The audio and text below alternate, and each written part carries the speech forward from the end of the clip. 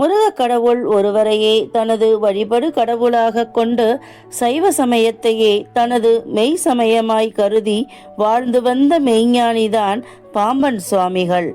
தமிழ் மொழிக்கு தனது கவித்திறத்தால் சிறப்பு செய்தவர். தமது பாடல்களிலும் சாத்திரங்களிலும் சுப்பிரமணிய தத்துவத்தையும் அதன் மேன்மையையும் விளக்கியவர். 6666 பாடல்களை இயற்றியவர். அப்பாவு எனும் இயற்பெயர் கொண்ட பாம்பன் சுவாமிகள் ராமேஸ்வரத்தில் உள்ள பாம்பன் என்ற சிற்றூரில் 1851 சாத்தப்ப பிள்ளை செங்கமலம் தம்பதியினருக்கு மகனாக பிறந்தார். சிறு வயதிலேயே தந்தையிடமிருந்து தேவாரம், திருவாசகம், தமிழ் மறைகள், திருப்புகழ் போன்றவற்றை கற்றுக்கொண்டார். வளர வளர இறைவனின் மீதான பற்றும் அதிகரித்தது.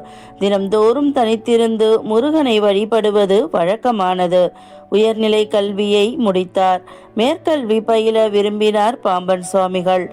ஆனால் குடும்ப சூழ்நிலை இடம் தராததால் தந்தை பார்த்து கொண்டிருந்த வியாபாரத்தில் அவருக்கு உதவியாக செயல்பட்டார். 1878 பாம்பன் சுவாமிகளுக்கு காளியம்மாள் என்பவருடன் திருமணம் நிகழ்ந்தது. தனக்கு பிறந்த குழந்தைகளுக்கு முருகையா, சிவஞானாம்பாள், குமரகுருதாசன் என பெயர் சூட்டினார். நாட்கள் செல்ல செல்ல சுவாமிகளின் உள்ளம் முருகனை நாடியது. இல்லற வாழ்வை விட துறவரத்தையே அடிக்கடி சிந்தித்து வந்தார். ஆனால் குடும்பம், மனைவி, குழந்தைகள், பெற்றோர் என்று பல கடமைகள் இருந்ததால் அவரால் எளிதில் துறவரம் பூண முடியவில்லை.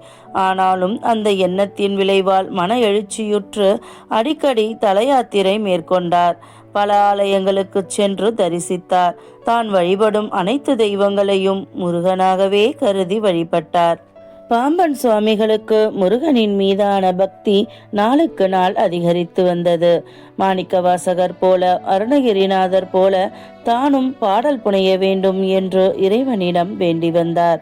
ஒரு நாள் விடியற்காலையில் சூரியோதய நேரத்தில் அவரது உள்ளத்தில் எழுந்த உந்துதலால் கங்கையை சடையீர் பறித்து மறிமழுவங் கரத்தில் தரித்து ருத்ரங்காட்டுழுவை அலதசை தனிமன்றில் ஆடுங்கங் காலர்க்கு அபிபின்னமாய எனும் பாடலை எழுத தொடங்கினார். அதுவே அவரது முதல் பாடல்.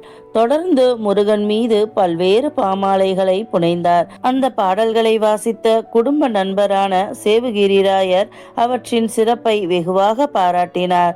பாம்பன் சுவாமிகளின் ஆசிரியராக இருந்த முனியாண்டி பிள்ளையும் சுவாமிகளை பாராட்டி மேலும் பாடல்கள் எழுதும்படி ஊக்குவித்தார். முருகன் அடியாராக திகழும் பாம்பன் சுவாமிகளுக்கு உபதேசம் செய்ய விரும்பினார் சேவுகிரிராயர். சுவாமிகளை ஒரு நல்ல நாளில் ராமேஸ்வரம் கடற்கரைக்கு அழைத்துச் சென்றார். சூரியன் உதயமாகும் விடியற்காலை பொழுதின் சுவாமிகளின் காதில் முருகனின் சடாட்சரக மந்திரத்தை மும்முறை ஓதி உபதேசம் செய்தார். அது முதல் சதா அந்த மந்திரத்தையே ஜெபித்தவாறு எப்பொழுதும் முருகனின் நினைவுடன் இருந்து வந்தார் பாம்பன் சுவாமிகள். குருவின் ஆலோசனையின்படி தமிழ், ஆங்கிலத்தோடு வடமொழியையும் நன்கு பயின்று தேர்ச்சி பெற்றார். வடமொழி இலக்கியங்களையும் வேதம், உபனிஷத்துக்கள், சாஸ்திரங்கள் போன்றவற்றையும் முழுமையாக கற்று தேர்ந்தார். நாளுக்கு நாள் சுவாமிகளது ஆன்மீக ஆற்றல் வளர்ந்தது. மக்கள் பலரும் தங்கள் குழந்தைகளை எடுத்துக்கொண்டு அவரின் ஆசி வாங்க வந்தனர். அவரும் நோய் முதலியன கண்டு வருந்தும் குழந்தைகளுக்கு முருகனின் சடாட்சரக மந்திரத்தை ஓதி திருநீறு அளித்தார். குழந்தைகளும் விரைவிலேயே நோய் நீங்கி சுகம் பெற்றன. அதனால் மக்கள் இவரை அன்போடு பாம்பன் சுவாமிகள் என்றழைத்தனர்.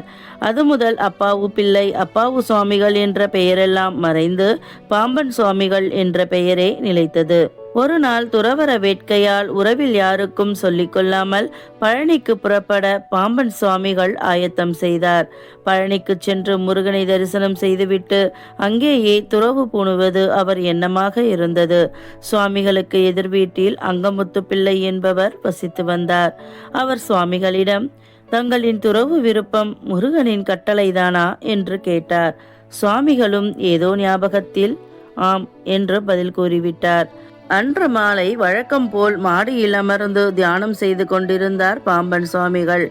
அப்போது அவரது தியானத்தில் முருகனின் உருவம் மிகுந்த சீற்றத்துடன் தோன்றியது.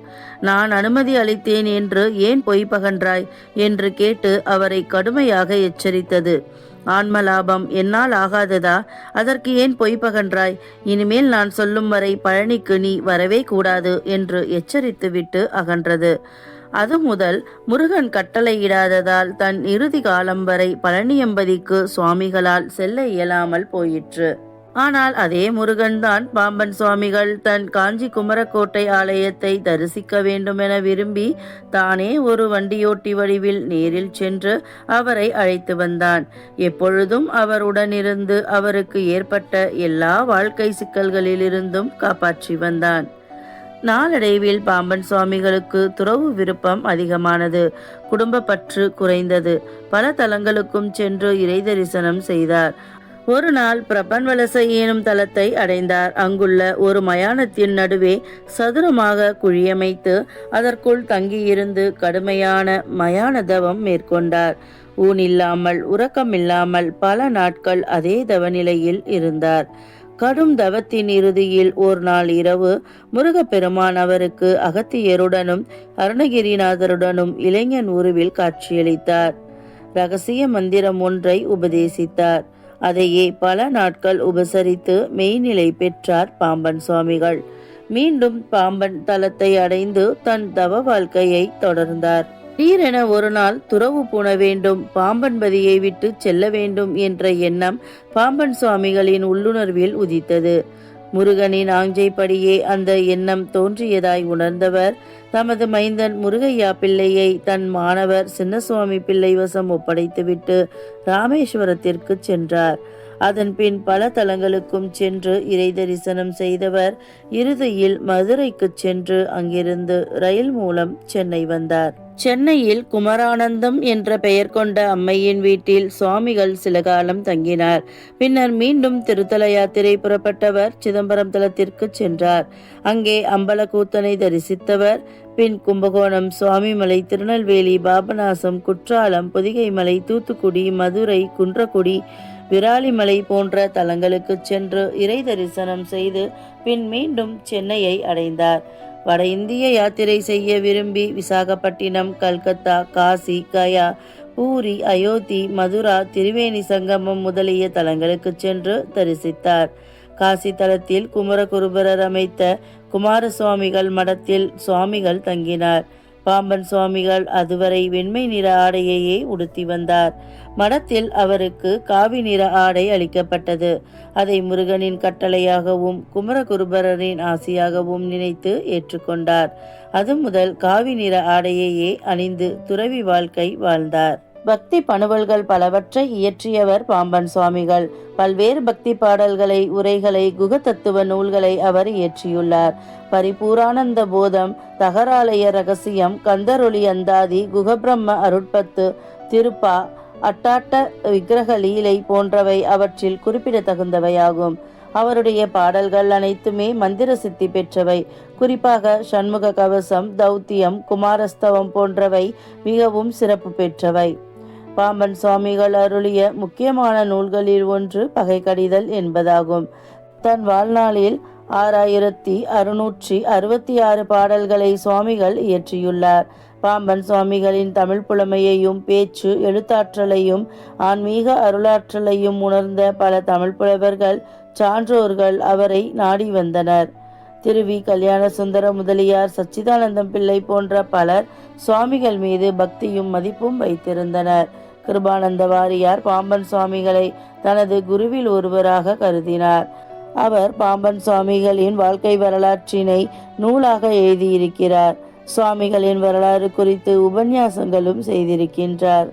ஜனவரி 31, 1915 சென்னை ராயப்பேட்டையில் பாம்பன் சுவாமிகள் பாலசுப்பிரமணிய பக்த ஜனசபை என்ற அமைப்பினை நிறுவினார். முருகனடியார்களை கொண்ட அந்த சபையில் முருக வழிபாடே முக்கிய வழிபாடாக இருந்தது.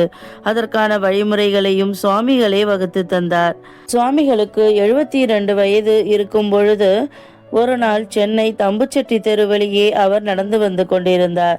திடீரென எதிரே கண்மண் தெரியாத வேகத்தில் வந்த குதிரை வண்டி ஒன்று சுவாமிகளின் மீது மோதி பின் நிற்காமல் சென்று விட்டது. எதிர்பாராத அவ்விபத்தில் சுவாமிகளின் கால் முறிந்து விட்டது. சுவாமிகள் அரசு பொது மருத்துவமனையில் சேர்க்கப்பட்டார். அவருக்கு தகுந்த சிகிச்சை அளிக்கப்பட்டது. ஆனால் அவர் வெகு நாட்களாக உப்பு புளி காரம் முதலியன நீக்கி சாப்பிட்டு வந்ததால் கால் எலும்புகள் முற்றிலுமாக பலமிழந்து விட்டன.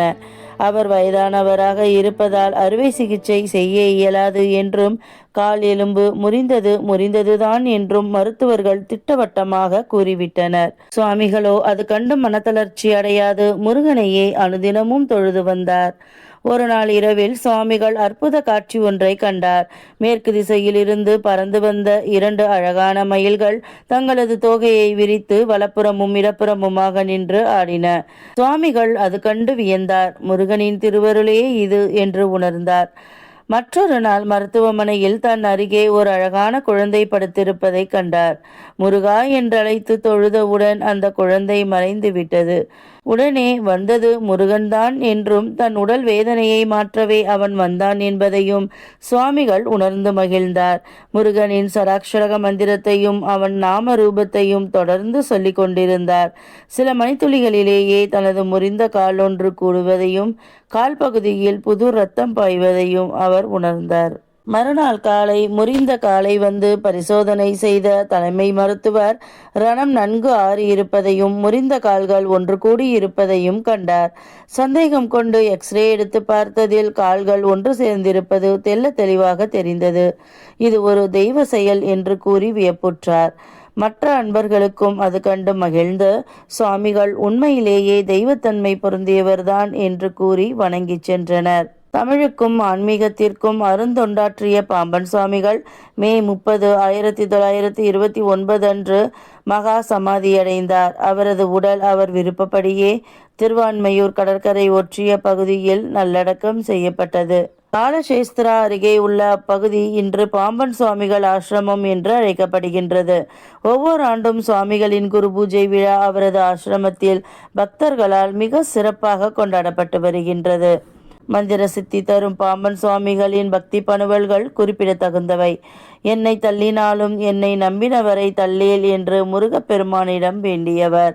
சிறந்த மெய்ஞானியாக திகழ்ந்தவர். பாம்பன் சுவாமிகள் பற்றி கிருபானந்த வாரியார், ஸ்ரீ பாம்பன் சுவாமிகளுக்கு தெரியாத வேத உபனிஷத்துக்களோ சித்தாந்த சாஸ்திரங்களோ இலக்கண இலக்கியங்களோ இல்லவே இல்லை.